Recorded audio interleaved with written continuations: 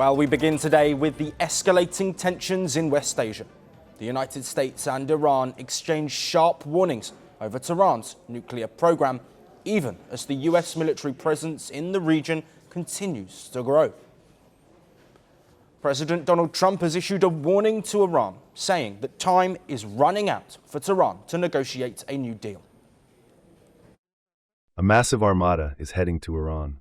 It is moving quickly with great power, enthusiasm, and purpose. It is a larger fleet, headed by the great aircraft carrier Abraham Lincoln, than that sent to Venezuela. Like with Venezuela, it is ready, willing, and able to rapidly fulfill its mission, with speed and violence if necessary. Hopefully Iran will quickly come to the table and negotiate a fair and equitable deal, and no nuclear weapons, one that is good for all parties. Tehran, however, maintains that its nuclear program is entirely peaceful and has consistently denied seeking nuclear weapons.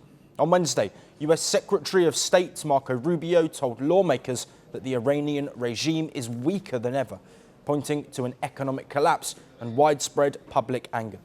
He said the US military buildup is meant to defend against potential Iranian action. But that's, I think, what you're seeing now, is the ability to posture assets in the region to defend against what could be an Iranian threat against our personnel. They certainly have the capability to do it because they've amassed thousands and thousands of ballistic missiles that they've built. Despite the fact that their economy's collapsing, they keep spending money on that. Rubio also underlined that President Trump retains the option of preemptive defensive action if there are clear signs of an imminent threat from Iran. In essence, if we have indications that, in fact, they're going to attack our troops in the region, to defend our personnel in the region. We also have security agreements, the Defense of Israel Plan and others, that require us to have a force posture in the region to defend against that. Meanwhile, Iran said its armed forces are on high alert and ready to respond immediately and forcefully to any attack by land or sea. Tehran's UN mission also said that Iran is ready for talks with the United States, but warned it will defend itself if provoked. Our position is clear. Negotiations cannot take place under threats, and any talks must be conducted in conditions where threats and excessive demands are set aside. Well, this comes as pressure on Tehran is also mounting from Europe. Iran has also cautioned that there would be destructive consequences if the European Union designates the Islamic Revolutionary Guard Corps as a terrorist organization.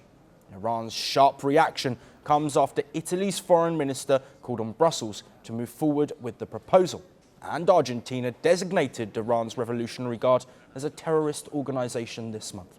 Iran's Islamic Revolutionary Guard Corps has warned that any neighboring country allowing its territory to be used for attacks on Iran would be treated as hostile.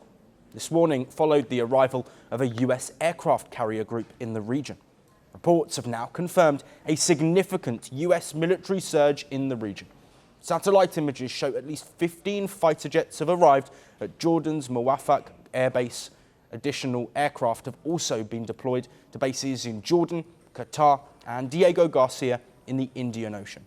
A US aircraft carrier, the USS Abraham Lincoln, has also arrived in the region.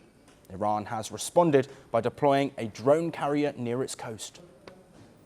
The Islamic Republic of Iran is confident in its own capabilities and also bears in mind past experiences, including the heroic confrontation of June. More capable than ever, it will respond to any act of aggression with a comprehensive and regret-inducing response. And German Chancellor Friedrich Merz said on Wednesday that the Iranian leadership is running out of time as US President Donald Trump steps up warnings of possible intervention. And the ripple effect is being felt beyond just the region. While speaking with his Chinese counterpart, Russia's defense minister said that events in Venezuela and Iran show the need for coordinated actions by both defense forces. Tensions between Washington and Tehran escalated after weeks of anti-regime protests in the country, which killed at least 3,000 in a brutal crackdown.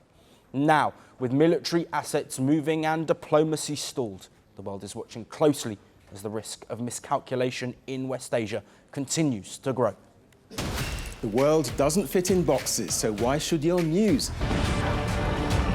From battlefields to negotiation tables, from internet outrage to real-world injustice.